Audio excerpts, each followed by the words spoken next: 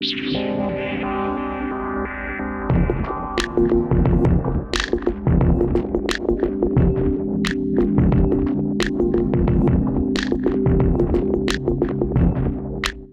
gente, tudo bem? Aqui é Leonardo Maida Headphone e é o seguinte, a KZ, pra mim, sempre foi uma das maiores representantes aí do movimento Chi-Fi, né? Assim, de in-ears, principalmente chineses, com uma qualidade legal, custando muito menos do que concorrentes de marcas europeias ou americanas, por exemplo. E assim, eu lembro claramente ainda, cara, que o primeiro fone que eu testei dele foi o ST. Foi um dos primeiros fones que eu testei aqui no canal, inclusive, há bastante tempo, e eu fiquei impressionado com o quanto aquele fone entregava custando tão pouco.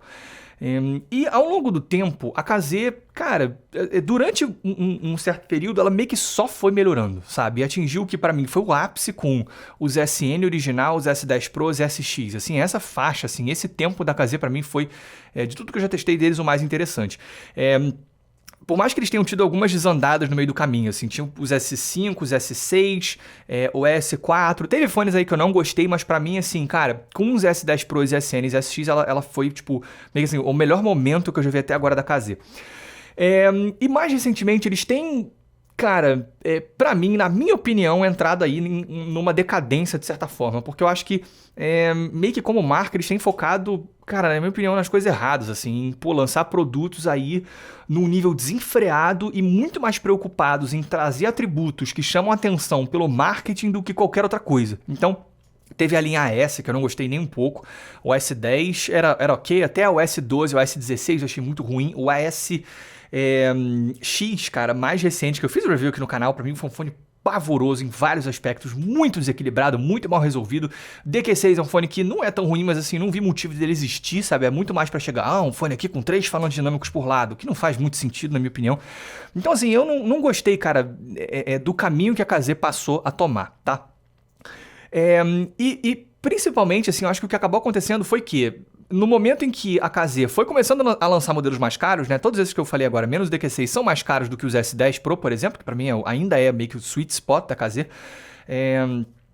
Outras concorrentes foram surgindo e entregando produtos também cada vez melhores. Então, assim, a proposta dos fones da KZ, ela foi ficando um pouco mais difícil, vamos dizer assim. Recentemente, eles lançaram, não tão recentemente assim, mas nos últimos meses, né, porque eles lançam fone, parece que uma vez por semana, eles lançaram um modelo que eu fiquei curioso em testar, o ZAS, tá? É o modelo aqui que eu tenho para avaliação. O ZS10 Pro eu ainda continuo achando uma das melhores opções pelo preço, tá? Assim, ainda tendo visto todas essas críticas a KZ, ele é um fone que você consegue lá fora por papo de R$200, aqui no Brasil você consegue por 300. O ZAS, ele é mais caro, ele custa aqui no Brasil na casa dos 500, 500 e pouco, lá fora você consegue ele por R$400. Eu vou deixar o link na descrição, tá? Ele foi enviado pela Yao Yautiger, que é uma loja do AliExpress, que já mandou vários produtos aqui pro canal. E eu vou falar pra vocês o que eu achei dele.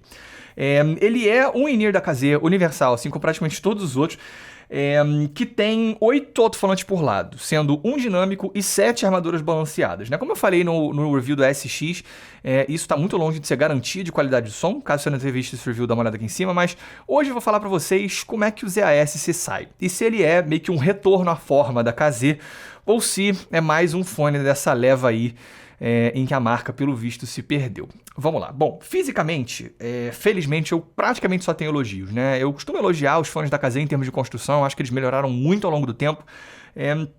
E o ZAS, pra mim, é um exemplo disso. Ele lembra o DQ6, ele tem uma concha, cara, que é muito bem construída, sabe? Tipo, de um plástico que parece de qualidade.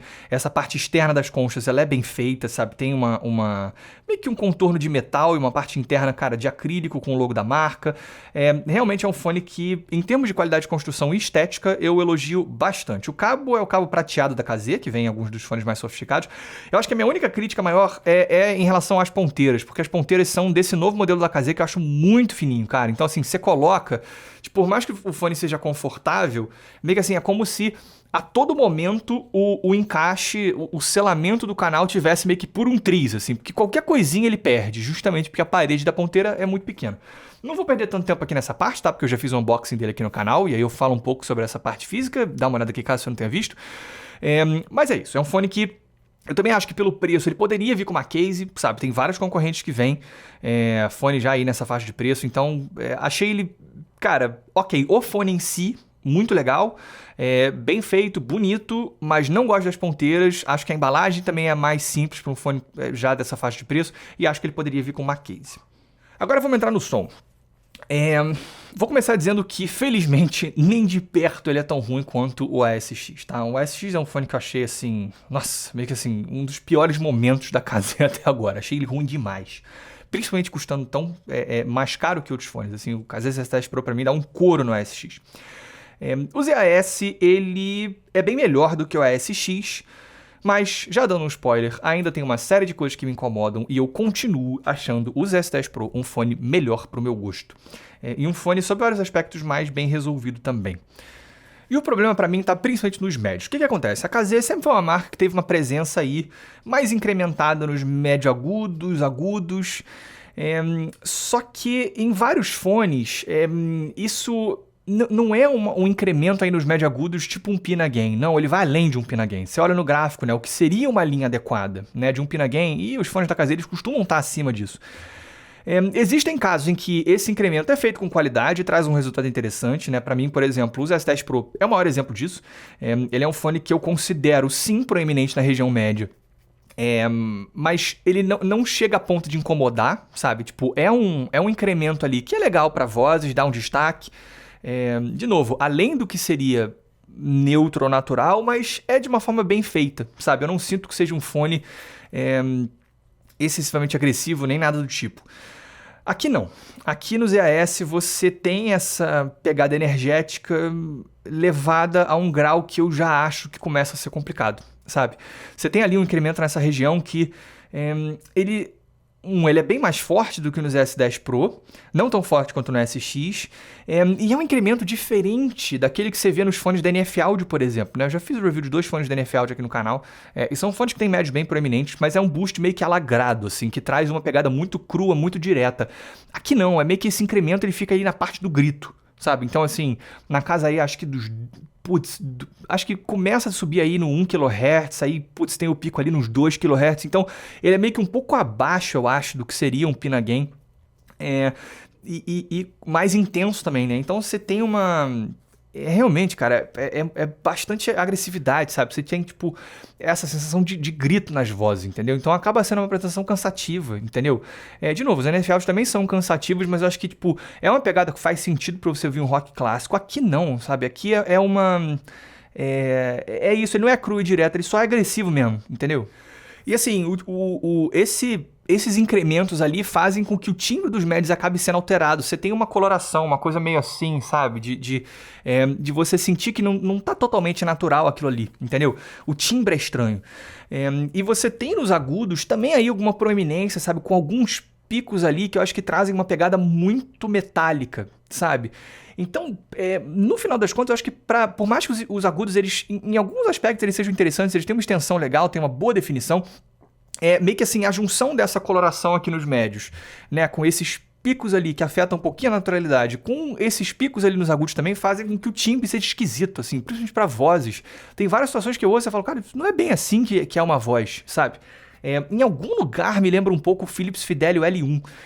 Era um fone que, tipo, pra mim é meio que não é muito comum você encontrar fones que eu acho que tem médios muito claramente não naturais, assim, porque isso meio que tem a ver com equilíbrio em alguma faixa meio específica, sabe? É diferente de você ter, tipo, um fone com médios recuados, por exemplo, né? Um fone com médios recuados, tipo um QA Adonis, por exemplo.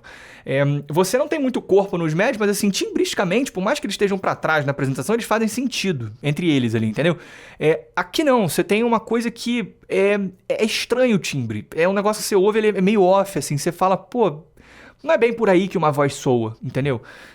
Ele tem essa característica que me incomoda em algumas situações. Não é sempre que aparece, mas quando acontece é meio... isso, é estranho, sabe? E, assim, felizmente, em compensação, essas críticas elas ficam muito no campo da tonalidade, né? De como é que é a voz desse fone. Tecnicamente, quando você para pra olhar, ele tem atributos que são interessantes. Eu acho que, em termos de transparência, detalhamento e resolução, ele é muito superior aos S10 Pro, felizmente, né? Você tem uma sensação de um espaço mais aberto, mais detalhado, sabe? Você enxerga mais, as coisas têm um pouco mais de profundidade. Mais resolução mesmo é a sensação. Eu acho que ele tem mais resolução também do que o Vesper, sabe? Que é um fone que tá mais ou menos aí na mesma faixa de preço. Então eu acho que é um fone interessante nesse sentido. O Moondrop Aria não, tecnicamente eu já acho que ele é bem superior. Mas E, de novo, em termos técnicos, eu acho que ele não faz feio. As minhas críticas, elas ficam muito mais assim no campo da tonalidade. O problema é que, pra mim, o campo da tonalidade é justamente o mais importante, né? A voz do fone, pra mim, é o que mais chama atenção. Então, por mais que ele tenha aí essas melhorias técnicas, não é o suficiente pra salvar o que eu considero fundamentalmente um equilíbrio tonal esquisito. Em termos de graves, ele é ok, tá? Ele é muito parecido com os S10 Pro. Tem mais ou menos a mesma quantidade. Acho que tem um pouquinho mais de definição, mas assim, se eu acho, tipo, a qualidade dos graves dos S10 Pro muito bons para um fone daquele preço, aqui eu acho graves ok, tá? São bons graves para um fone que custa aí seus R$ 400. Acho que o Moondrop Aria é consideravelmente superior. O que é o Vesper é parecido. Talvez eu até prefira os graves do ZAS. Mas é isso, assim, são bons graves para um fone como esse. Então, concluindo, gente, por mais que eu acho que tecnicamente ele seja um fone, como eu disse, superior aos S10 Pro, eu continuo preferindo os S10 Pro, porque, como eu disse, para mim o mais importante é a tonalidade, e nesse sentido os S10 Pro para mim é um fone muito mais bem resolvido do que os EAS. Ainda que você perca em transparência, resolução, detalhamento, extensão nos agudos, por exemplo, cara, quando eu saio do ZAS e vou para os S10 Pro, eu tenho aquela sensação de que as coisas meio que se encaixam, entendeu? Você sai de uma sonoridade que é fundamentalmente muito agressiva e cai numa coisa que eu acho que faz sentido, entendeu? Uma sonoridade que eu acho coerente, que eu acho relativamente equilibrada, ainda que seja viva e energética. Pra mim, a vivacidade, né, e a energia do ZAS estão meio que em excesso, sabe? E levam ele pra um lugar que tonalmente eu não acho maneiro, entendeu? Vai ter gente que vai gostar? Claro que vai, com certeza, mas pra mim... Pô, cara, ele entrou num lugar que eu não acho bom, entendeu? Ele chega a prejudicar o timbre das coisas, não é o fone que eu considero natural, entendeu? Então, assim, se você quer um fone que tenha meio que essa pegada, e que seja da KZ, né? Eu economizaria e iria nos S10 Pro. Eu acho muito melhor. Em geral. Se você quiser um fone mais neutro, cabe Ear Neon na mesma faixa de preço. Se você quer um fone que tem essa veia mais energética, mas que tem uma tonalidade que eu acho mais bem resolvida, que é o Vesper. E se você quer um fone que para muita gente ainda é um dos melhores dessa categoria, ainda que não necessariamente seja o mais... assim, mais interessante pra rock, alguma coisa assim, sabe? Mas um fone que é muito bem resolvido, que tem uma pegada um pouco mais romântica, mas tem aquele tonal muito bom, cara. Moondrop Aria continua sendo uma das melhores opções pelo preço. Então, cara, eu acho que é isso. Eu acho que ele até tem seus atributos, mas pra mim existem muitas outras opções melhores nessa faixa de preço. O ZAS, infelizmente, não é uma delas. É isso, gente. Espero que vocês tenham gostado. Se vocês tiverem gostado, clique no botão de like. Se vocês tiverem gostado muito, se inscrevam no canal. Um grande abraço.